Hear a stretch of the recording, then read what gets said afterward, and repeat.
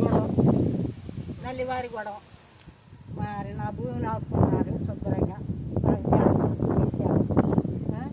నేను కొనుక్కున్నా రైతుల దగ్గరే కొనుక్కున్నా అది నేను చెప్పింది నాకు కావాలని పాలు భూమి ఎవరి పేరు మీద ఉంది? నా పేరు మీద. ఎవరు లాక్కున్నారు? వాళ్ళ పేర్లు ఏంటి? వాళ్ళ పేర్ల రేసి అచ్చమ్మ, రేసి నరసమ్మ, మరి